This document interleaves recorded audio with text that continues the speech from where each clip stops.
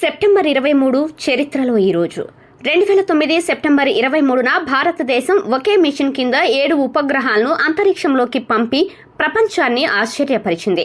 Indian polar satellite launch vehicle PSLV రాకెట్ను భారత అంతరిక్ష పరిశోధనా కేంద్రం శ్రీహరికోట కేంద్రం నుంచి భారత ఉపగ్రహం ఓషన్ చాట్ 2 ఇంకా మరో 6 విదేశీ నానో ఉపగ్రహాలను మోసుకెళ్లారు.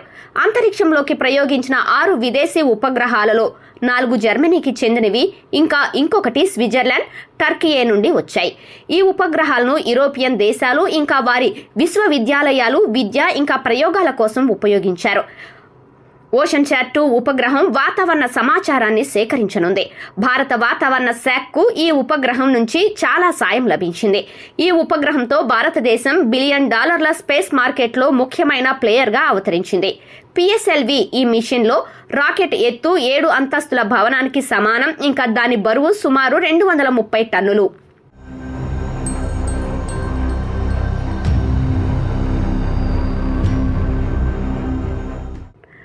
ఆయుష్మాన్ భారత్ పథకాన్ని భారత ప్రభుత్వం 2018 సెప్టెంబర్ 23న ప్రకటించింది. ఆయుష్మాన్ భారత్ యోజన లేదా ప్రధానమంత్రి జన్ ఆరోగ్య యోజనను ఆర్థిక మంత్రి అరుణ్ జైట్లీ 2018 బడ్జెట్ సెషన్లో ప్రకటించారు. దీనిని జార్ఖండ్లోని రాంచీలో 2018 సెప్టెంబర్ 23న ప్రధాని నరేంద్ర మోదీ ప్రారంభించారు. ఆయుష్మాన్ భారత్ యోజన అనేది ప్రభుత్వ అతిపెద్ద ఆరోగ్య బీమా పథకాల్లో ఒకటి. ఆర్థికంగా వెనుకబడిన వారికి ఆరోగ్య బీమా కల్పించడమే ఈ పథకం లక్ష్యం. దీని పరిధిలోకి వచ్చే ప్రతి కుటుంబానికి 5 లక్షల రూపాయల వరకు నగదు రహిత ఆరోగ్య బీమా అందించబడుతుంది. భారత ప్రభుత్వం ఈ ఆరోగ్య పథకం 2018వ సంవత్సరంలో ఈ రోజున భారతదేశం అంతటా అమలు చేయబడింది. పేద వ్యక్తులు ఇంకా వారి కుటుంబాలకు నాణ్యమైన వైద్య సంరక్షణను సరసమైన ధరలకు అందించడం దీని లక్ష్యం.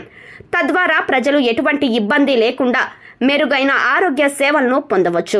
అదే సమయంలో మోడీ ప్రభుత్వం 2024 సెప్టెంబర్ 11న ఆయుష్మాన్ భారత్ పథకం నిబంధనలలో పెద్ద మార్పు చేసింది. నిబంధనలలో మార్పులు చేసిన తర్వాత ఇప్పుడు 70 ఏళ్లు పైబడిన వృద్ధులు కూడా ఈ పథకం కింద 5 లక్షల వరకు ఉచిత చికిత్సను పొందగలుగుతారు.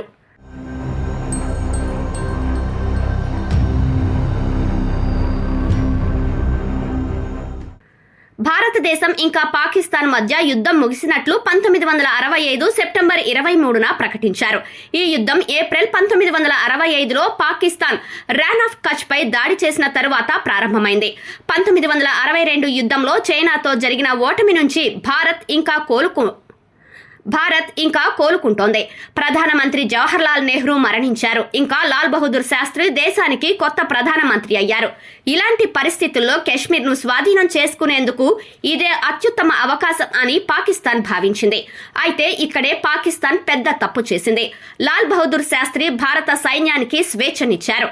ఆ తరువాత సైన్యం పాకిస్తాన్లోని సియల్కోట్, లాహోర్ ఇంకా కశ్మీర్లోని కొన్ని ప్రాంతాలను స్వాధీనం చేసుకుంది. భారత్ విజయం దిశగా పయనిస్తోంది.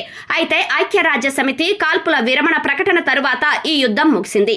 ఈ రోజున ఇరు దేశాల ఫిరంగులు, తుపాకులు, కాల్పులు ఆగిపోయాయి. యుద్ధం ముగిసిన తరువాత తష్కట్ ఒప్పందం 1966 జనవరిలో సంతకం చేయబడింది. దీని ప్రకారం 2 దేశాలు ఒకరికొకరు భూభాగాలను తిరిగి ఇచ్చారు. ఒప్పందం జరిగిన వెంటనే తష్కట్లో భారత ప్రధాని లాల్ బహదూర్ శాస్త్రి అనుమానాస్పద స్థితిలో మరణించారు. ఆయన ఎలా చనిపోయారు అనేది నేటికి ప్రశ్నగా మిగిలిపోయింది.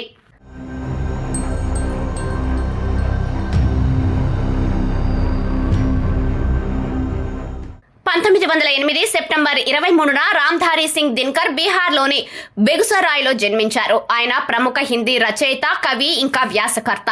ఆయన ఆధునిక యుగంలో అత్యుత్తమ వీరోచిత కవిగా పరిగణించబడ్డారు. జాతీయవాదం ఆయన కవిత్వంలో ప్రముఖంగా ఉన్నాయి. పాట్నాలో విద్యాభ్యాసం పూర్తి చేసిన దినకర్ అక్కడి పాఠశాలలో బోధించడం ప్రారంభించారు. భారతదేశానికి స్వాతంత్ర్యం రాకముందు దినకర్ తిరుగుబాటు కవిగా పేరు పొందారు. స్వాతంత్ర్యానంతరం ఆయనకు రాష్ట్ర కవి బిరుదు లభించింది. ఆయన కవితల్లో ఒజస్సు, తిరుగుబాటు, ఉక్రోషం, విప్లవం అనే పిలుపు ఉంది. దినకరన్ను అప్పటి ప్రధాని నెహ్రూ రాజ్యసభ సభ్యుడిగా చేశారు. రామ్ధారీ సింగ్ దినకర్ దేశాన్ని ఎంతగానో ప్రేమిస్తారు. దినకర్ ని పద్మ విభూషణ్ బిరుదుతో సత్కరించారు. సంస్కృతికే 4 అధ్యాయ్ పుస్తకానికి సాహిత్య అకాడమీ అవార్డు, ఊర్వశికి భారతీయ జ్ఞాన్పీఠ్ అవార్డు లభించాయి.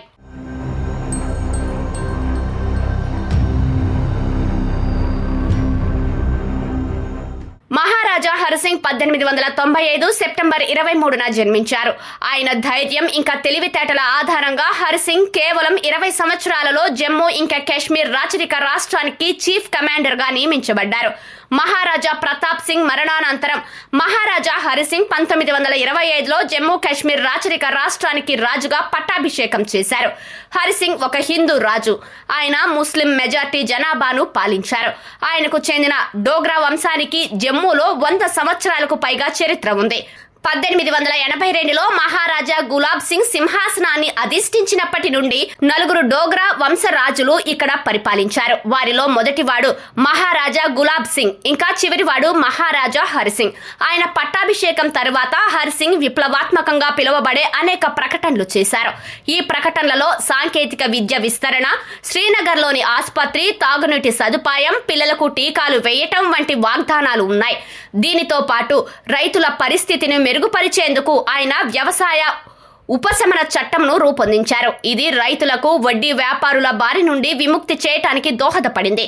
కానీ ఆయన చేసిన అత్యంత విప్లవాత్మకమైన ప్రకటన 1932 అక్టోబర్లో రాష్ట్రంలోని అన్ని దేవాలయాలను దళితుల కోసం తెరవటం. హరిసింగ్ ఈ ప్రకటన గాంధీ అంటరానితనం వ్యతిరేక ఉద్యమానికి ముందే జరిగింది. 1947లో భారతదేశం పాకిస్తాన్ విభజన తర్వాత మహారాజా హరిసింగ్ 1947 అక్టోబర్ 26న భారతదేశంతో విలీన పత్రంపై సంతకం చేశారు.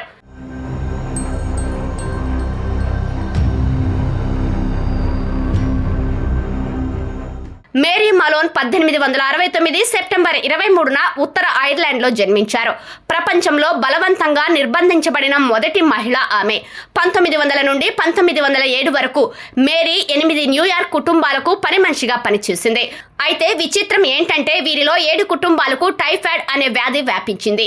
దీని తరువాత టైఫాయిడ్ వ్యాధి వ్యాప్తికి మూలాన్ని కనుగొనే పనిని జార్జ్ సోపర్ అనే అమెరికన్ డిటెక్టివ్ కు అప్పగించారు. విచారణ తర్వాత టైఫాయిడ్ వ్యాప్తి చెందటానికి 3 వారాల ముందు కుటుంబం మేరీని నియమించుకుందని, ఇంకా వ్యాధి వ్యాప్తి చెందిన 3 వారాల తర్వాత మేరీ అక్కడి నుండి వెళ్లిపోయిందని జార్జ్ సోపర్ చెప్పారు. దీని తర్వాత న్యూయార్క్ ఆరోగ్య శాఖ మేరీని అరెస్టు చేసింది. తర్వాత మేరీ శాంపిల్స్ ను పరీక్షించగా ఆమె గాల్ బ్లాడర్ లో టైఫాయిడ్ బ్యాక్టీరియా ఉన్నట్లు తేలింది. ఆ తర్వాత 1907 మార్చి 19న మేరీని నిర్బంధించారు. సుమారు 3 సంవత్సరాల నిర్బంధంలో ఉన్న తర్వాత మేరీ 1910లో దిగ్బంధం కేంద్రం నుండి విడుదలైంది. ఇకపై వంట మనిషిగా లేదా పని మనిషిగా పని చేయకూడదనే షరతుతో ఆమెను విడుదల చేశారు. 1915లో మేరీ న్యూయార్క్ లోని మహిళా ఆసుపత్రిలో పనిచేయటం ప్రారంభించింది. కానీ ఆ తర్వాత అక్కడ 25 మంది రోగులకు టైఫాయిడ్ సోకింది. ఆ తర్వాత మేరీని మళ్లీ ఆసుపత్రిలో క్వారంటైన్ చేశారు. మేరీ చనిపోవడానికి 6 సంవత్సరాల ముందు పక్షవాతం వచ్చింది. 1938 నవంబర్ 11న మేరీ నిమోనియాతో నిర్బంధ కేంద్రంలో మరణించింది.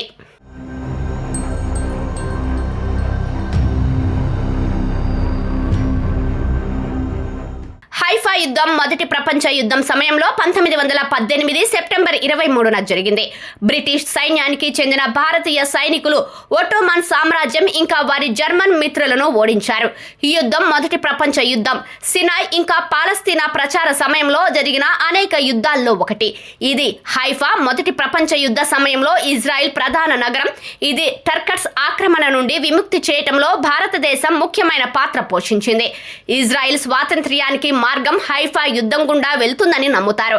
ఈ యుద్ధంలో భారతీయ సైనికులు ఈటెలు, కత్తులు ఇంకా గుర్రాల సహాయంతో మాత్రమే మిషన్ గన్లతో కూడిన జర్మన్ టర్కిష్ సైన్యాన్ని ఓడించారు. ఈ యుద్ధంలో 44 మంది భారత సైనికులు బలిదానం చేశారు. హైఫా సెప్టెంబర్ 23న మాత్రమే విముక్తి చెందింది. ఈ యుద్ధం 4 పదుల సంవత్సరాల ఒట్టోమన్ సామ్రాజ్యాన్ని అంతం చేసింది. అయితే ఈ రోజును హైఫా డేగా జరుపుకుంటారు.